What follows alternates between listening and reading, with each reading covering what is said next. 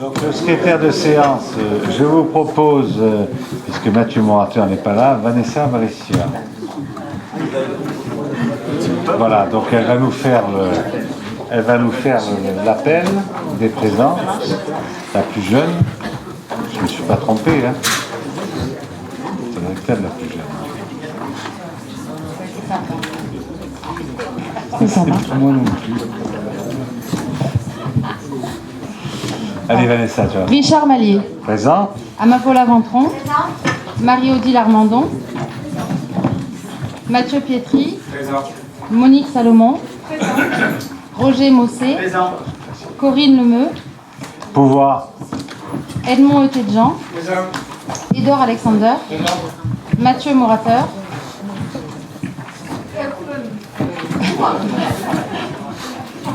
Claude Lampeau. Armand Chamelin. Claudine Achintre. Colette Silek. Dominique Bièche. Présent. Roger Wex. Yann Pertuizel. Présent. André Gauthier. Présent. Véronique Garnier. Catherine Bienfait. Marie-Christine Rodriguez. Stéphane Piratini. Patrice Lanzon. Présent. Joseph Cassaro. Présent. Marie-Pierre Vitiello. Vanessa Brescia, là. Christine Sicardi. Marie-Christine Oberlinkel. Pouvoir. Jean-Marc Bretin. En retard. Alain Dubois. Présent. Véronique Bianchi. Les pouvoirs. Hervé Plisson. Présent. Anthony Chekroun. Pouvoir.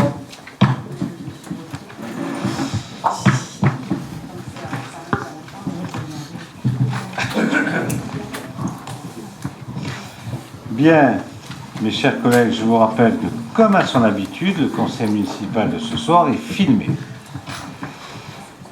Tout d'abord, je souhaite vous remercier pour votre présence ce soir. Et j'adresse aussi mes félicitations aux organisateurs et participants du Festival des Voix sous les Platanes, qui fut un moment de divertissement d'une grande qualité. Les chants furent d'une telle qualité qu'ils nous ont permis de passer à travers la pluie. Certains disent à travers les gouttes. Mais bon. Il est également important de souligner la réussite de l'exposition Septembre en mer, réalisée par l'association Plumes Étoiles à la Bastille le mois dernier. Côté château, l'exposition À la sueur de ton front de Jean Barrac, qui s'est terminée hier, fut une expérience humaine des plus riches. Toujours au château, le prochain café-concert, Swing Cocktail, que je qualifierais de véritable cocktail de fraîcheur pimenté d'humour, se produira le samedi 7 novembre à 20h30, avant que les salles d'exposition soient dédiées à une exposition d'affiches et de documents originaux de la Grande Guerre du 11 au 18 novembre.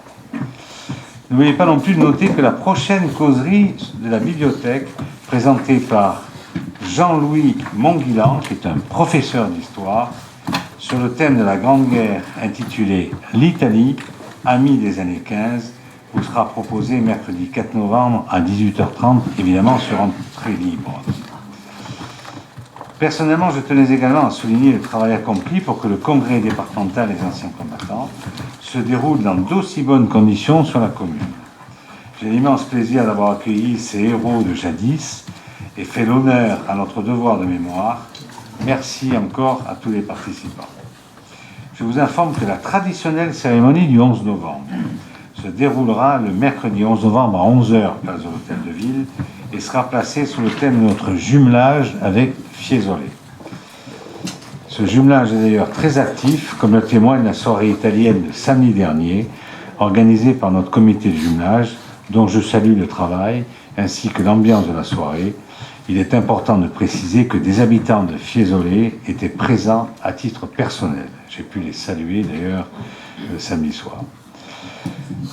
Dont un auteur d'un livre sur Fiesole, l'éditrice, pardon, et non pas l'auteur, d'un livre sur Fiesole que le maire de Fiesole, Anna, vient de nous envoyer, que nous avons reçu vendredi.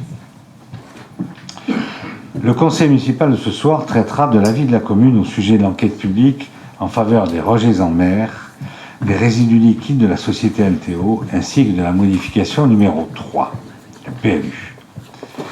Nous évoquerons aussi divers points de fonctionnement internes, ainsi que des rapports d'activité. Moment important dans le cadre du projet municipal pour la commune, dans son volet transparence, avec la réunion publique Échange citoyen 2e édition, véritable point d'étape de l'action municipale qui se déroulera le jeudi 5 novembre prochain à 18h30 aux Terres Blanches. Enfin, je vous informe que je me suis personnellement rendu sur la nouvelle plateforme de dépôt de déchets verts ce matin même. Depuis plusieurs mois, j'ai entendu les plaintes des bouquins qui se voyaient refuser l'accès au centre d'apport volontaire et surtout sur l'insécurité qu'il y avait sur la Nutière, avec ces queues de véhicules arrêtés sur la bande d'arrêt d'urgence, y compris à contresens d'ailleurs. Encore une fois, la commune a dû faire face aux exigences du gouvernement. Je fais référence à l'interdiction de brûler, aux frais des collectivités territoriales, puisque c'est les collectivités qui ont dû mettre en place et payer l'extension de ce centre d'apport volontaire, ceci dans un délai record pour ne pas laisser les bouquins en subir des agréments. Cette nouvelle plateforme permettra de désengorger l'accès dangereux aux heures de pointe et de pouvoir traiter plus de quantités en attendant une nouvelle déchetterie qui se fera au sud de la commune et pour laquelle le département et la CPA sont tombés d'accord sur la cession du terrain, puisque nous avons passé, et en commission permanente et en bureau de la CPA, la mise à disposition du terrain. Voilà, mesdames, messieurs, mes chers collègues, puisque M. Bretin est arrivé, nous allons pouvoir passer à l'ordre du jour. Alors, nous avons d'abord évidemment l'éternelle adoption du compte-rendu de la réunion du 7 octobre 2015. Donc je mets aux voix ce compte-rendu. Voix contre, il n'y en a pas. Abstention non plus. Unanimité, je vous remercie.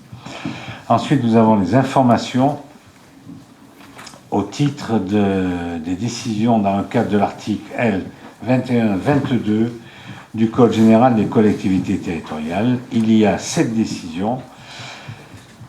Premièrement, la décision numéro 2015-014 qui désigne un agent de la collectivité pour la commission d'appel d'offres relative à l'entretien écologique et nettoyage des espaces verts, des lotissements et cimetières de la ville de Bouc-Bel-Air. Donc, c'était Geneviève Martin qui était désignée.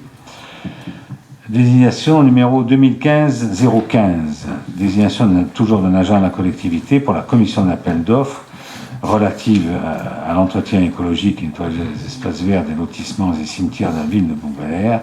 Donc là, c'était M. Patrick Claudel, DST, qui était désigné.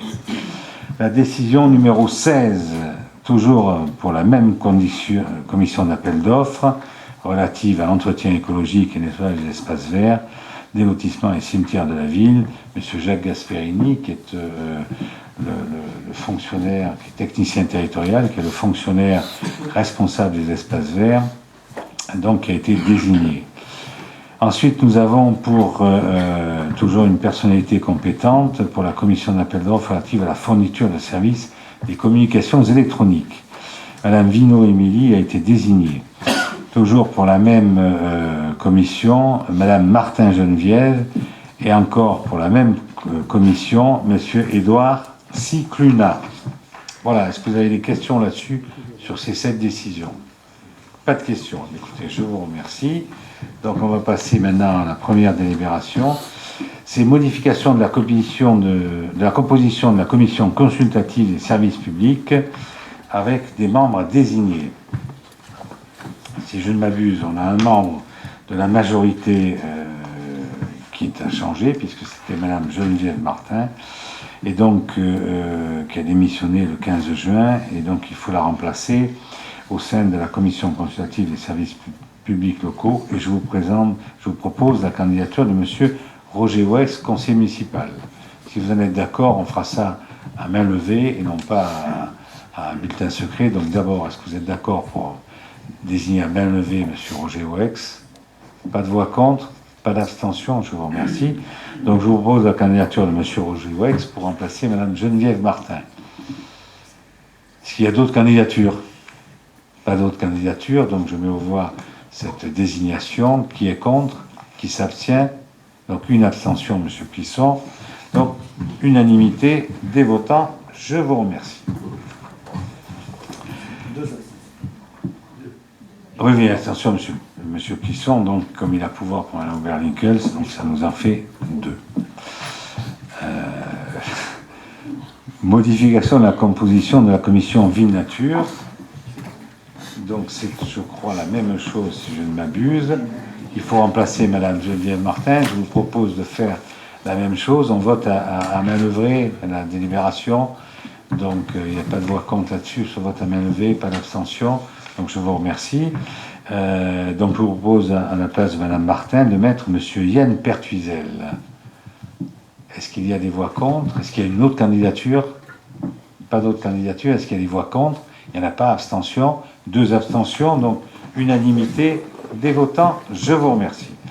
Ensuite, nous avons mis à disposition d'un véhicule de fonction à Monsieur le maire, à Madame le directeur général des services pour l'année 2016. Je suis navré, mais on n'a peut-être plus. Je n'ai pas fait gaffe à ça, le faire rapporté par quelqu'un d'autre, puisque moi je suis... évidemment, je ne prendrai pas part au vote, puisque je suis concerné.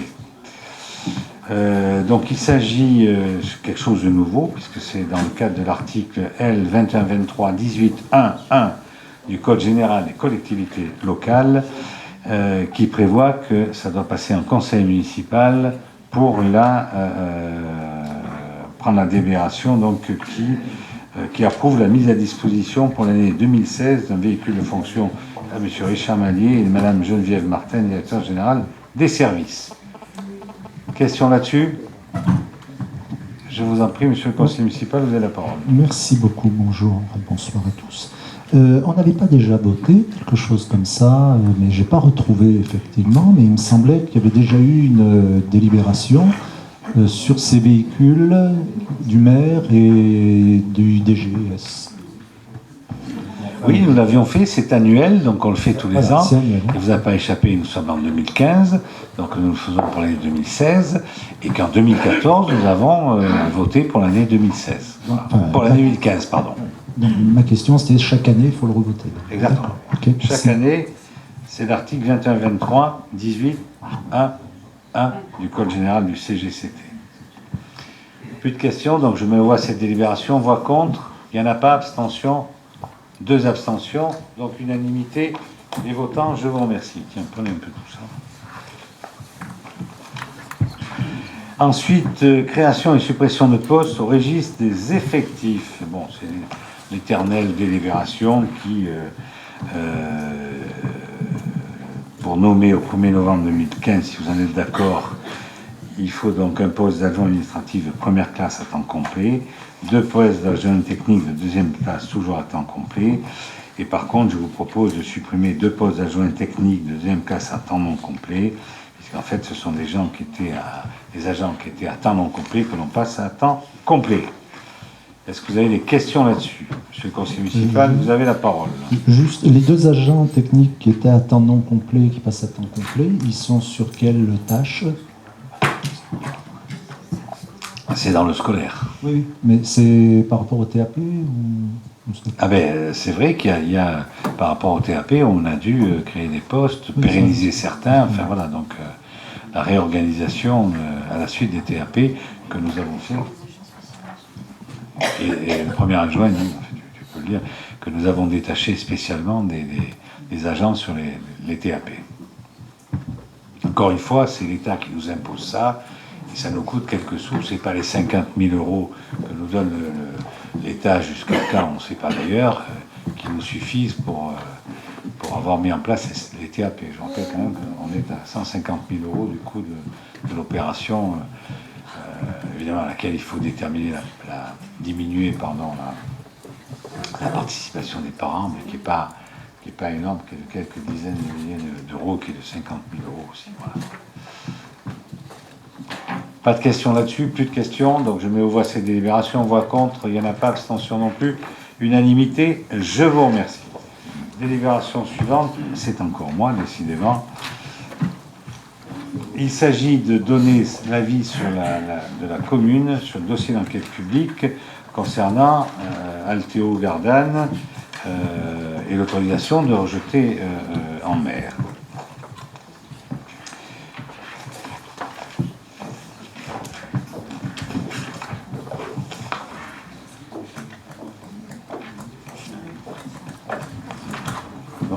trouve pas mon papier, moi. Je trouve pas mon papier.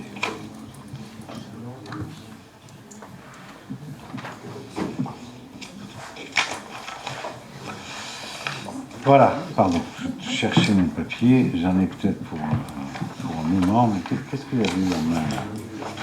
Vous avez quoi? Pardon? Oui, c'est ça. Ça, vous avez? Donc, je vous propose qu'on lance le débat. Si certains, vous avez un rapport qui vous a été distribué avec le conseil municipal, avec l'ordre du jour. Donc, en fait, je vais vous lire simplement la conclusion, hein, comme ça va être plus simple. Ça fait quand même 3 pages et demie. La commune propose un avis favorable, sous réserve concernant la dérogation à l'interdiction des rejets liquides en mer pour une durée de 5 ans, à l'issue de laquelle un point d'état sur les recherches doit être fait. Il convient de souligner que cet avis tient compte des différents paramètres pluridisciplinaires autour de la question qui complexifie le dossier. La question de l'emploi ne peut pas être écartée ni sacrifiée au profit de la santé publique. L'avis proposé apparaît donc comme raisonné. Il est rappelé l'importance de trouver des débouchés pour les résidus solides ainsi que des procédés pour diminuer la quantité des métaux lourds dans les résidus liquides. Le dossier des boues rouges, qui concerne actuellement la communauté urbaine Marseille-Provence Métropole, la communauté du Pays d'Aix, la communauté d'agglomération du Pays d'Aubagne et de l'Étoile, et les communautés de l'ouest de l'étang de Berre, est de fait un dossier métropolitain. À défaut d'une implication rapide des 5 intercommunalités, la métropole d'Aix-Marseille-Provence devra rapidement s'emparer du dossier. Enfin, la commune insiste sur le fait que le site de stockage de Manche-Gary ne doit pas à terme remplacer la fosse Cassidène.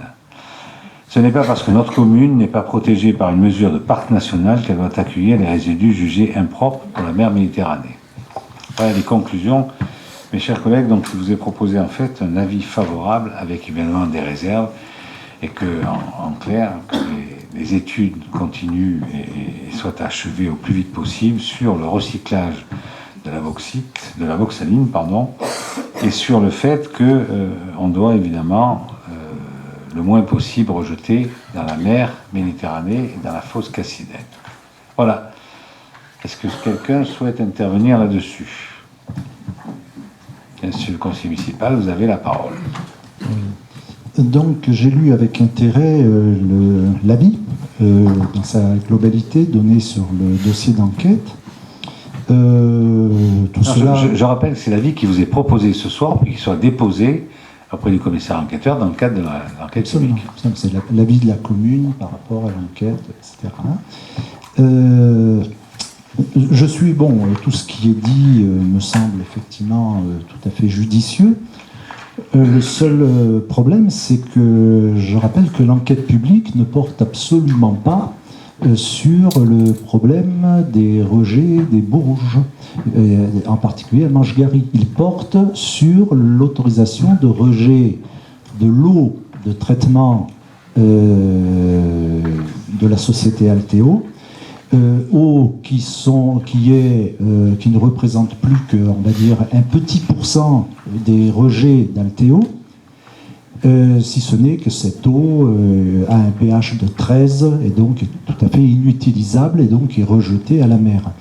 Mais quelque part, cette enquête publique me semble être quelque part un chiffon rouge sans faire de jeu de mots, mais c'est-à-dire tout le monde s'est mobilisé sur cette enquête publique en disant regardez, il y a, alors les uns disant il y a plus de 99% des rejets qui n'iront plus à la mer, d'autres disant oui mais le pourcent qui reste il est aussi mauvais que ce qui était jeté avant, etc. Et puis dans l'affaire, à ma grande surprise, quasiment personne n'a porté la question du dépôt sur notre commune de Manche-Gary. Et donc, c'est quand même là que réside maintenant le problème. C'est-à-dire que le problème, en mer, on peut dire quand même qu'il y aura une très forte amélioration. Par contre, tout ce qui est résolu en mer, c'est pour nous, quoi. C'est pour la commune de Bouc-Bel-Air. et sans perspective à court terme, en tout cas, d'utilisation de la boxaline. Donc, tout ce qui est dit, hein, moi je suis d'accord, hein, mais c'est pas l'objet de l'enquête ne porte pas là-dessus. C'est vraiment uniquement sur la partie rejet de l'eau en mer, de l'eau des eaux de traitement. À ce propos, d'ailleurs, là aussi, je n'ai pas vu quelqu'un relever le fait de la quantité d'eau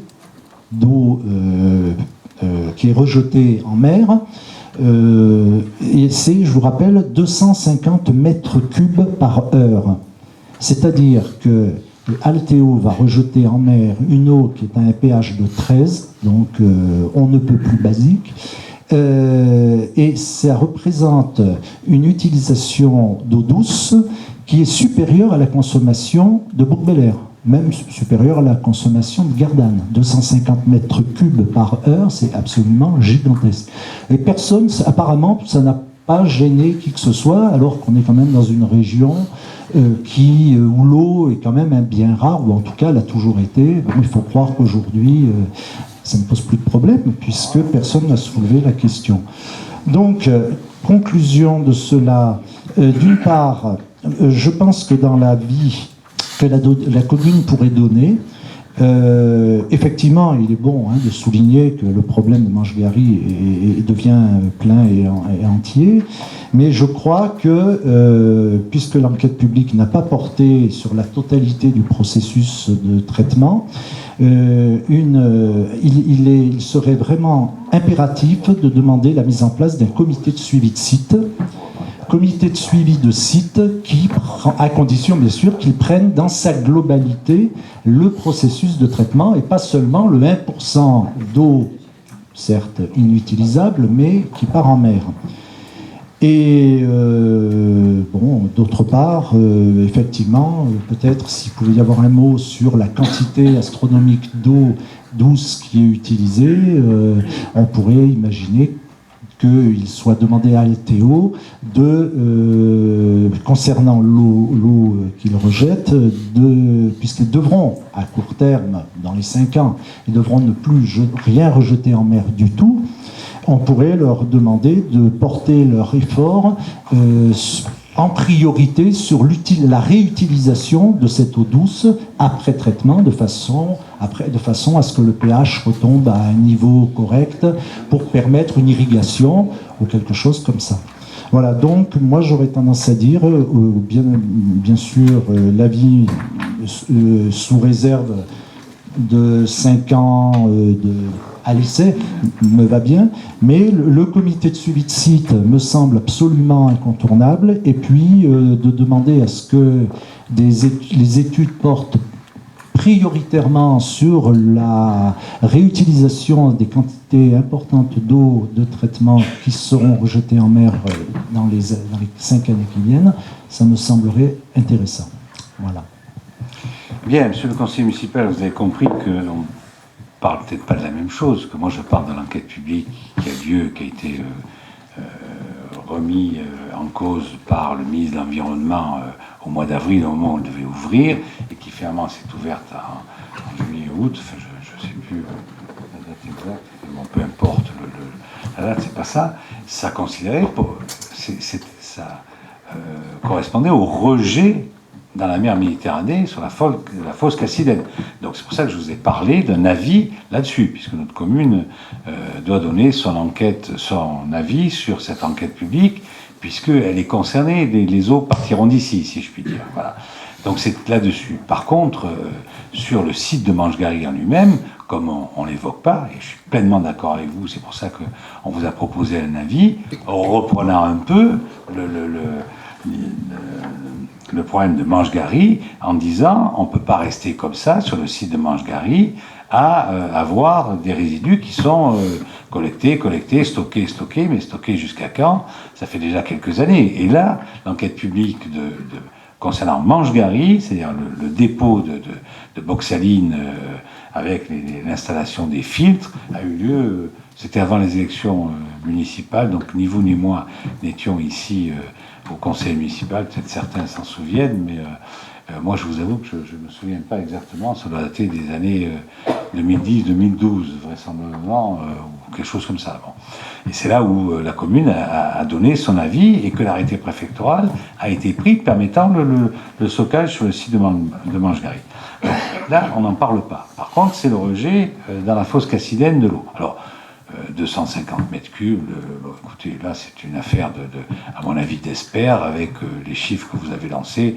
Personnellement, je ne sais pas. Je sais que, par exemple, l'eau de la mine qui remonte, puisque la mine a été complètement noyée depuis 1300 mètres jusqu'à la surface, a été complètement noyée, puisque je crois que la côte de la galerie à la mer qui tombe dans le vieux port, dans le port de Marseille, pardon, pas le vieux port, le port de Marseille, de la côte plus 8 ou un truc comme ça, et ne fait que déverser sans arrêt de l'eau.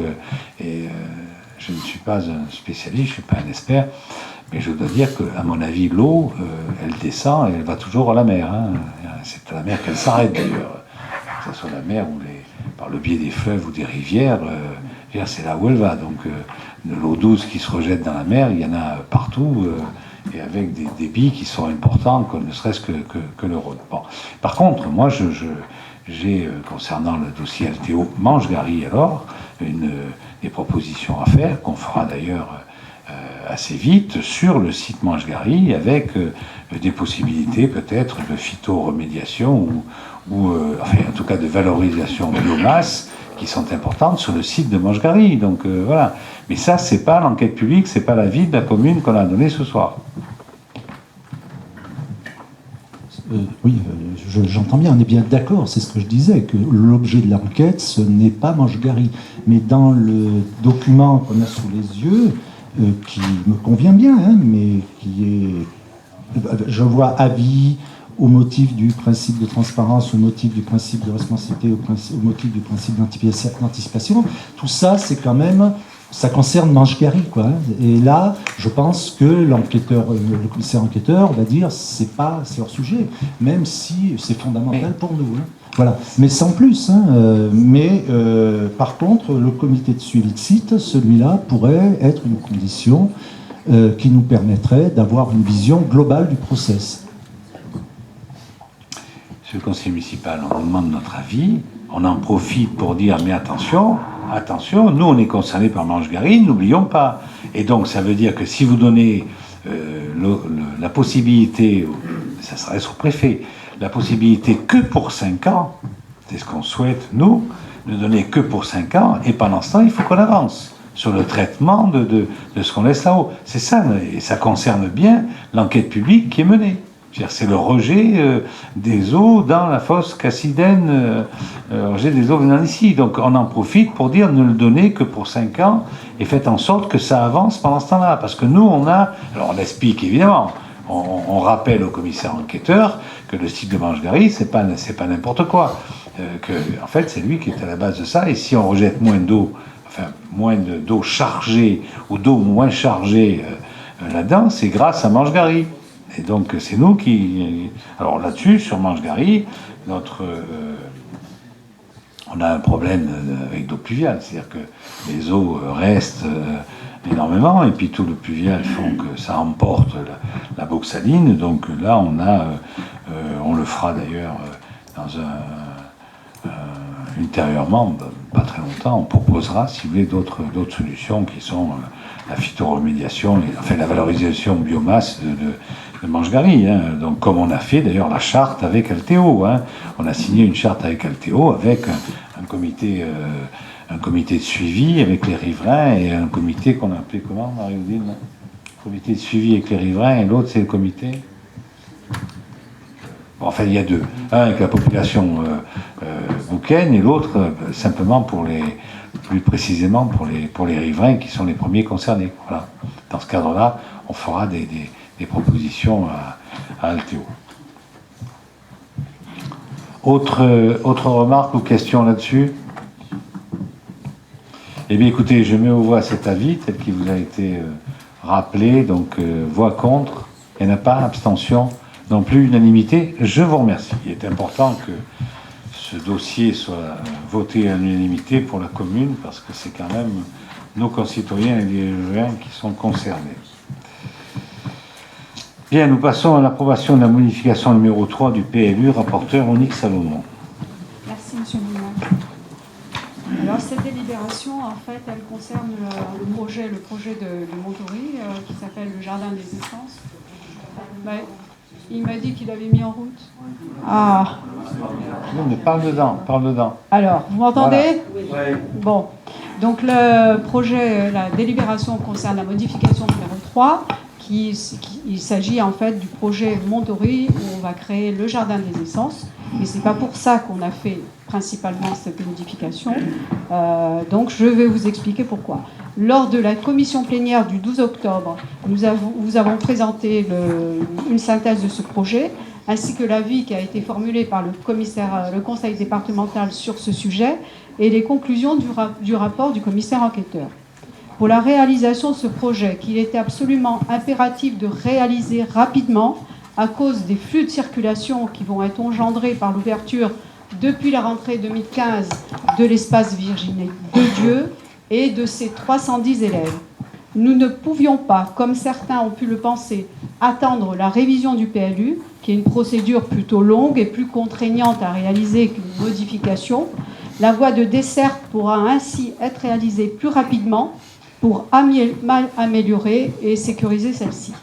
L'autre objectif est que cela va permettre à la commune de réaliser une opération de mixité sociale afin de répondre à nos obligations en matière de création de logements sociaux.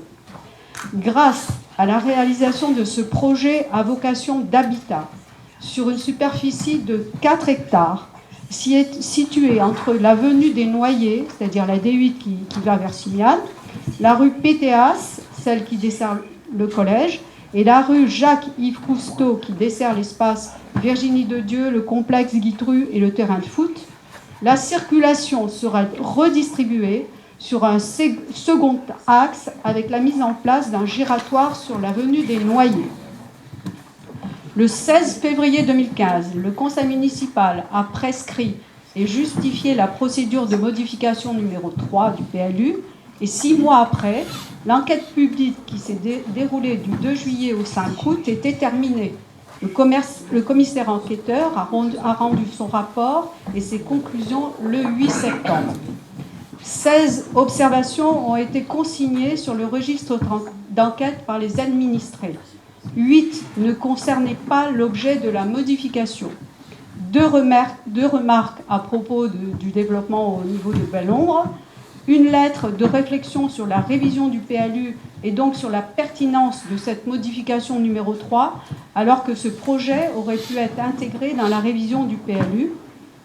Les autres abordaient en fait les principales thématiques de gestion des flux et de circulation, ainsi que sur la sécurisation des accès, la gestion des eaux pluviales et des eaux usées, la prise en compte du risque engendré par le gazoduc et l'insertion paysagère du projet.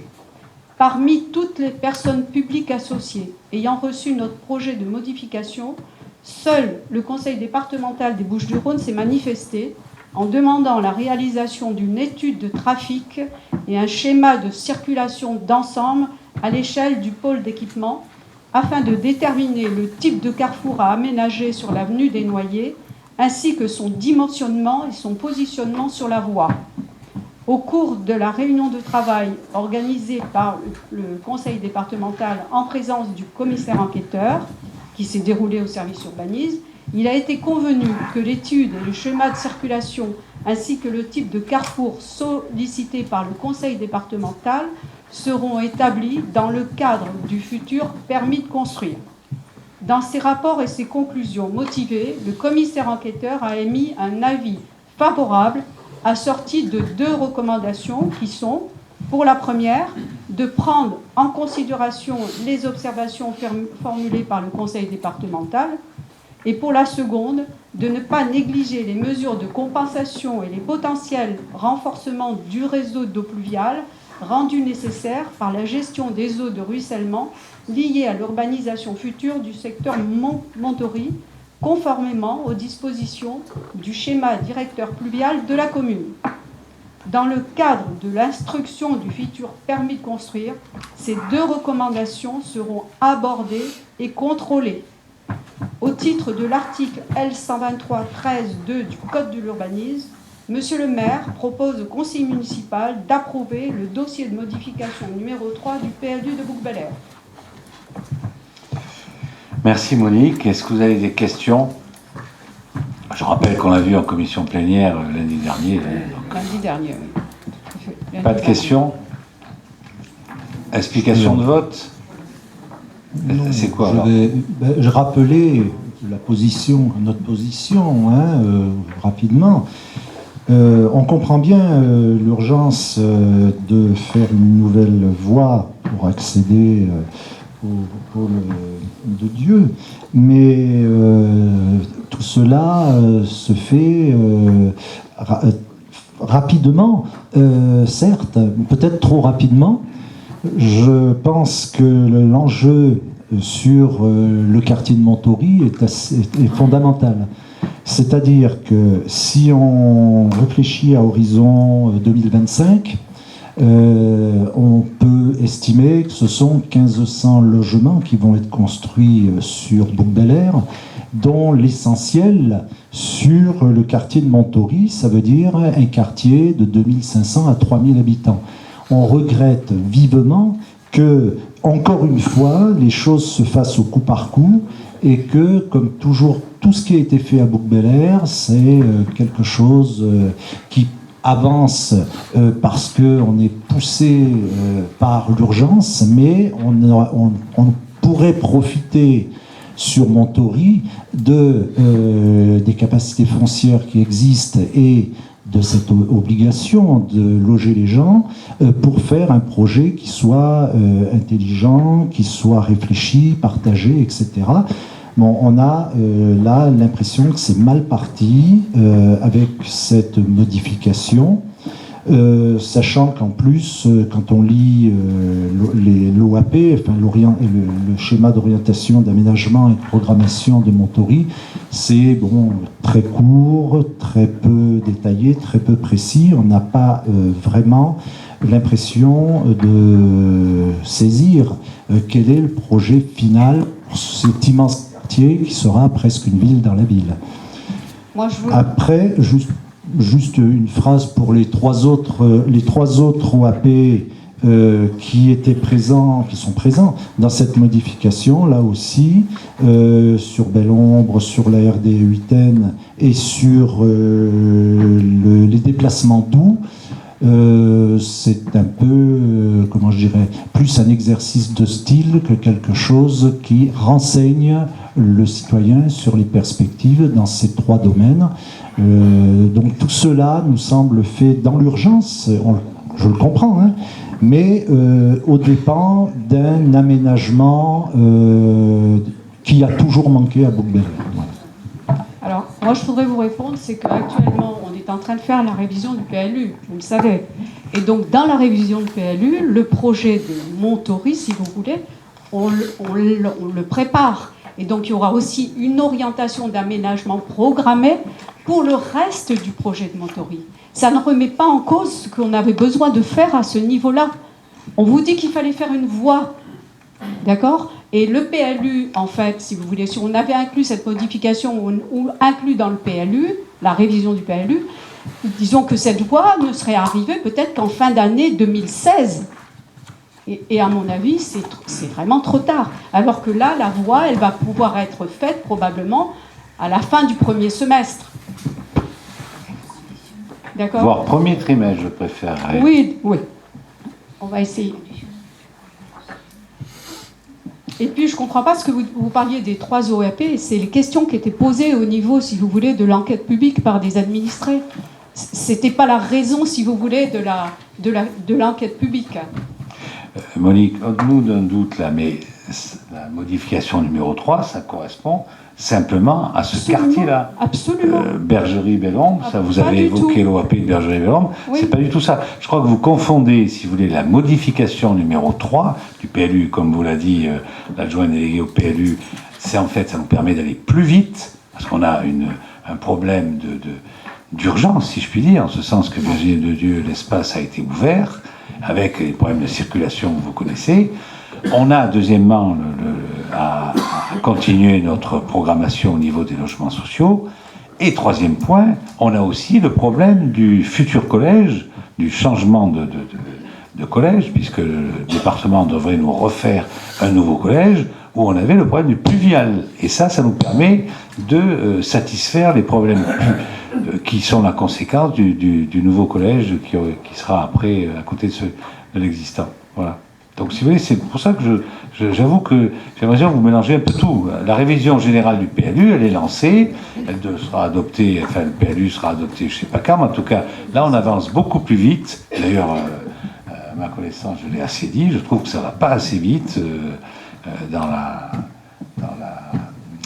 l'élaboration de cette modification. Je pensais qu'on serait arrivé à aller plus vite que ça. Bon, voilà. Mais le PLU, l'application de la modification, ça va aller très vite dans l'application. Par contre, le PLU, lui, ne sera pas appliqué avant au mieux le mois de mai-juin, c'est ça?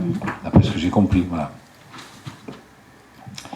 Voilà, je pense qu'on a répondu à votre question. En fait, vous parlez plutôt de la révision générale du PLU. Est-ce qu'il y a d'autres questions, d'autres interventions? Donc je mets au voie cette modification numéro 3 du PLU. Voix contre, 2 contre, abstention. Donc 2 contre et tout le reste, donc adopté à la majorité. Merci. Délibération suivante, il s'agit de la demande de subvention auprès de la communauté du Pays d'Aix pour la rénovation du skatepark. Alors j'ai Corinne Lemeux, mais c'est moi qui vais la faire, alors celle-là encore. Non? Ah si, je vais le faire. Donc bon, c'est très simple, hein. On a prévu un montant de travaux de 11 284 hors taxes pour la réhabilitation du skatepark. Donc cette demande de subvention sera de 50% du montant hors taxe. Ça a été vu en commission municipale sport et grands événements du 16 septembre. Est-ce qu'il y a des questions? Pas de questions. Je me vois ces délibérations, voix contre, il n'y en a pas. Abstention non plus. Unanimité. Je vous remercie. Ensuite, il y a décision modificative numéro 2 de la commune, exercice 2015. Rapporteur Teddy Alexander. Oui, merci, monsieur le maire. Alors, cette délibération concerne la décision modificative du budget communal qui a reçu un avis favorable de la commission des finances du 9 octobre 2015. Afin d'effectuer les ajustements de crédit pour l'année 2015. Sur le budget de la commune, monsieur le maire propose au conseil municipal la décision modificative numéro 2. Cette décision modificative s'équilibre parfaitement en section de fonctionnement pour un montant de 132 497 € et en section d'investissement pour un montant de 8 166 239. Elle intègre en dépenses de fonctionnement les ajustements de crédit nécessaires pour finir l'exercice en cours et de recettes nouvelles en fonctionnement. En investissement, une opération d'ordre pour inclure les dépenses réalisées sur les exercices 2013, 2014 et 2015, de manière à récupérer le FCTVA sur les dépenses des subventions du département et de la communauté d'agglomération obtenues dernièrement, une recette nouvelle due à la vente de l'école des Chabots et la diminution de l'emprunt en conséquence. Avez-vous des questions à poser? Si vous avez des questions à Teddy Alexander, Je me ferai un plaisir d'y répondre. pas de questions, donc je mets au voie cette décision modificative. Voix contre, il n'y en a pas. Abstention, donc 2 abstentions. Donc unanimité des votants, je vous remercie. Délibération suivante, il s'agit d'admettre en non-valeur les produits irrécouvrables pour l'année 2015. Rapporteur, Teddy Alexander. Vu l'état des produits et recouvables certifiés par Madame le receveur municipal de Gardanne, Monsieur le maire propose au conseil municipal l'admission en non-valeur et par suite la décharge du compte de gestion de sommes concernant l'exercice 2015 pour un montant total de 381,67 €. Ça concerne des frais de fourrière et des repas de cantine impayés. Question à Teddy Alexander. Pas de question. Je me vois cette délibération. Voix contre. Il n'y en a pas. Abstention non plus. Unanimité. Je vous remercie. Délibération suivante. Il s'agit de la garantie d'emprunt pour les terrasses du Valar. Rapporteur Teddy Alexander. La société Logirem réalise une opération d'acquisition en VEFA de 18 logements situés résidence Terrasse du Vala, 1508 avenue Thiers, quartier de Kouniaou à Bourg-Belair. La société Logirem sollicite de la commune de Bourg-Belair la garantie d'un emprunt nécessaire à la réalisation de cette opération à hauteur de 45%, soit un montant de 806 410,35 €. Il est précisé que la communauté du Pays d'Aix a été sollicitée pour une garantie à hauteur de 55%. Question à Teddy Alexander. C'est une opération qui a été lancée et livrée il y a maintenant, en début d'année, je crois. Voilà. Il faut garantir les emprunts des bailleurs sociaux. Autrement, si on ne garantit pas, on n'a aucune affectation. On n'a pas de contingent, si vous préférez. Donc, ça nous permet de proposer un peu des bouquins qui souhaitent être logés autrement. C'est pour ça que c'est important. Alors, pas de questions, donc je me vois ces délibérations, voix contre, il n'y en a pas, abstention non plus, unanimité. Je vous remercie. Délibération suivante, j'aurai l'honneur et le plaisir de vous la présenter à la place de Mathieu Mourateur. C'est en fait tout simplement dans le but d'élargir au plus vite la couverture des bâtiments municipaux en fibre optique. Nous nous munissons d'une arme supplémentaire, le statut d'opérateur télécom. Ce statut permet de sous-tuber, c'est-à-dire de passer dans un tube déjà existant, si vous préférez, en fait, c'est-à-dire utiliser le réseau de génie civil de l'opérateur historique pour y faire passer notre propre réseau. Donc le coût de déploiement en sous-tubage, si je puis m'exprimer ainsi, est de 3 à 5 fois inférieur à la réalisation d'ouvrages de génie civil dédiés. C'est un peu ce qui se faisait auparavant, avant les élections municipales. Donc on souhaite que ça nous coûte moins cher, donc on utilise le réseau de l'opérateur, mais pour cela, il faut se déclarer opérateur de télécommunications. Vous avez remarqué que ce soir, les télécommunications ne marchent pas très bien. Voilà. Est-ce que vous avez des questions là-dessus? C'est l'opérateur qui fait des siennes. Il n'est pas content. Pas de questions, donc je me vois cette délibération. Voix contre, il n'y en a pas. Abstention non plus, unanimité. Je vous remercie. Ensuite, nous avons les délibérations suivantes. La première, c'est l'information du conseil municipal de la concession électrique du SMED, rapport annuel 2013.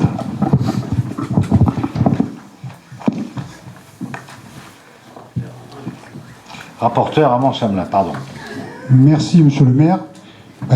Tout simplement une information du conseil sur le contrôle de la concession électrique du SMED 13. Le SMED 13, c'est le syndicat à qui nous avons concédé les services électriques à travers EDF et autres fournisseurs. On n'ignorait pas que pour le gaz, nous sommes avec le SMED 13 clients de Direct Énergie. Pour cela, ça a déjà été précisé.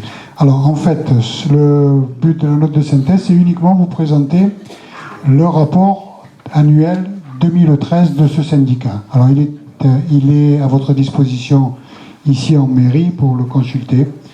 Et autant que je sache, il n'y a pas de vote. C'est une information, tout simplement, monsieur le maire.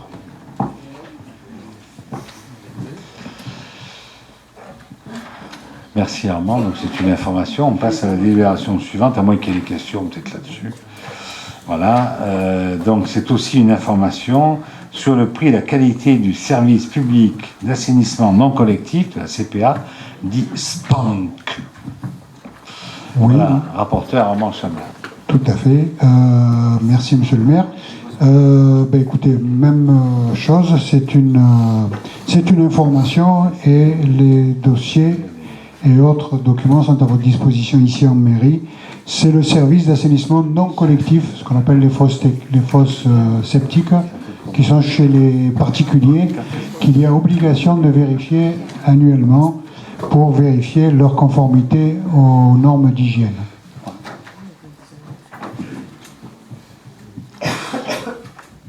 Ok, merci Armand. Donc c'est une information, pas de questions.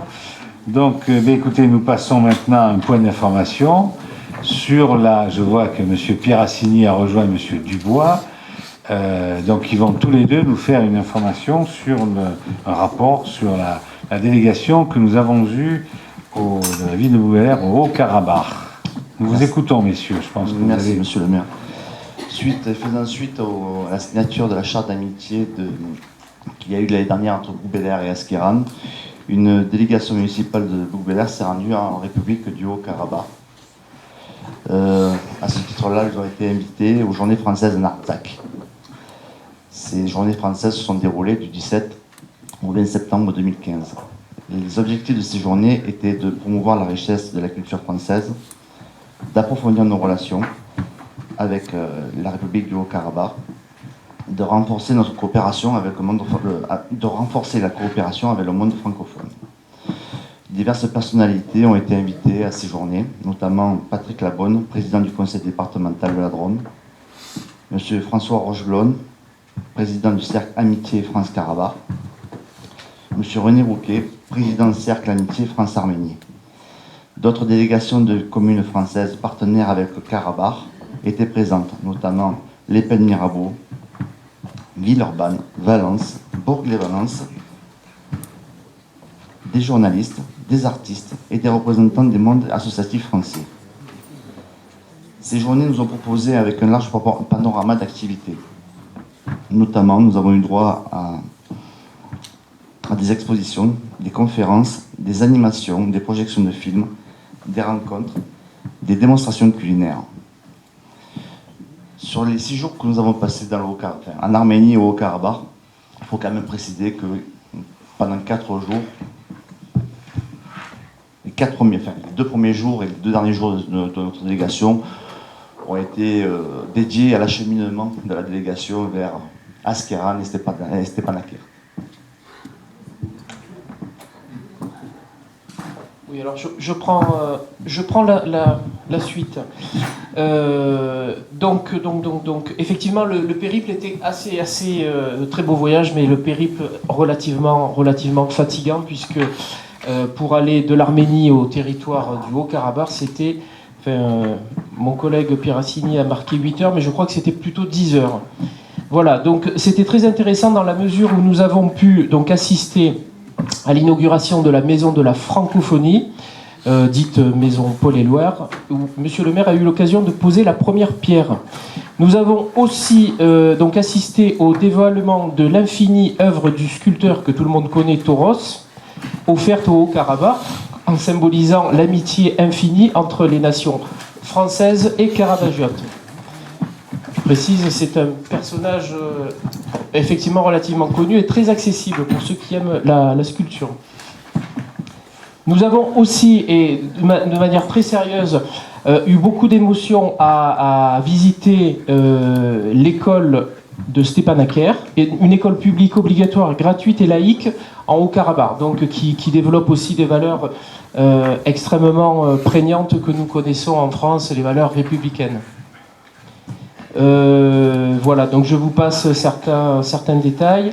Il y a eu une après-midi consacrée donc à la déclaration conjointe des parlementaires et des maires de villes françaises et karabagiotes, qui ont stipulé les points suivants. Attachement important, avec une importance particulière à la tenue du Festival des Journées françaises en Artsakh. Je précise que Artsakh et Haut-Karabakh, c'est globalement un synonyme, hein, puisqu'on a eu à quasiment délibérer là aussi sur les mots, parce que ça peut prêter aussi à confusion.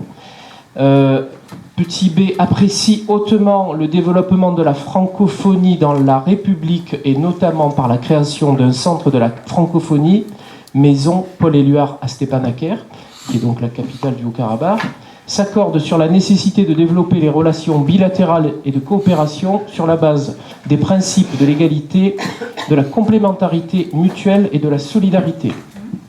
Enfin, une déclaration nécessaire à un renforcement des échanges commerciaux et d'amitié entre la France et le Haut-Karabakh.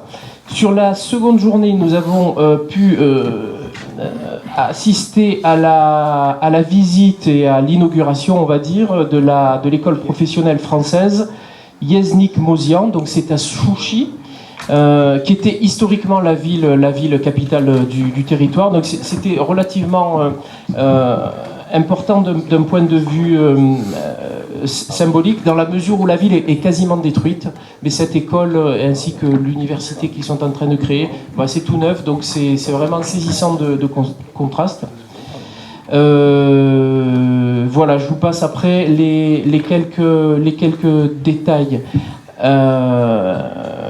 puisqu'on a eu aussi droit au concert de Patrick Fiori.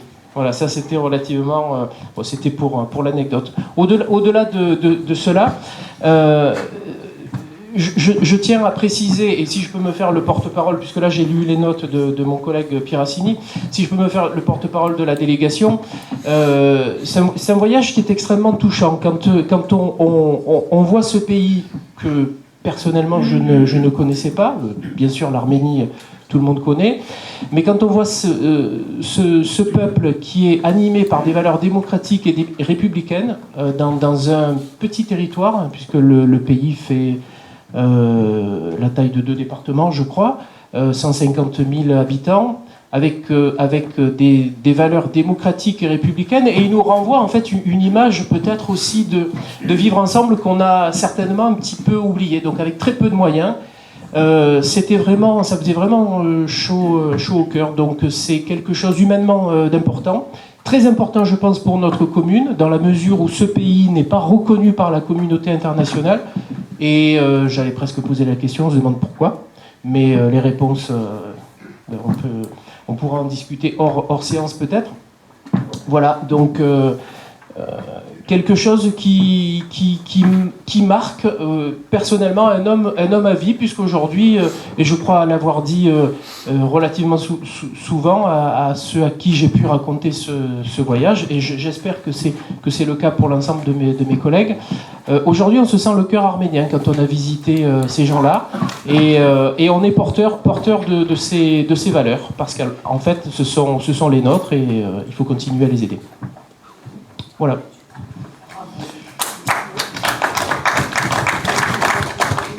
Merci messieurs pour ce rapport.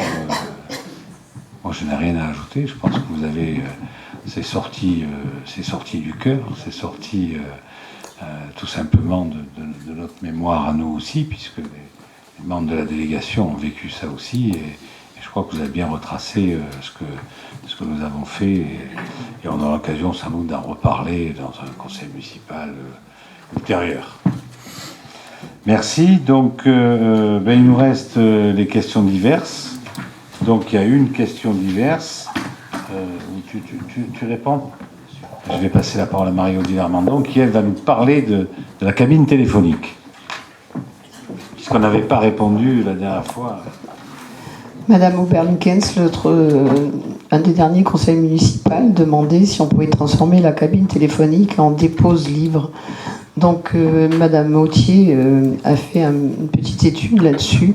C'est vrai qu'il y a certaines villes qui se sont lancées dans cette idée de transformer les cabines téléphoniques en laissant apporter les livres.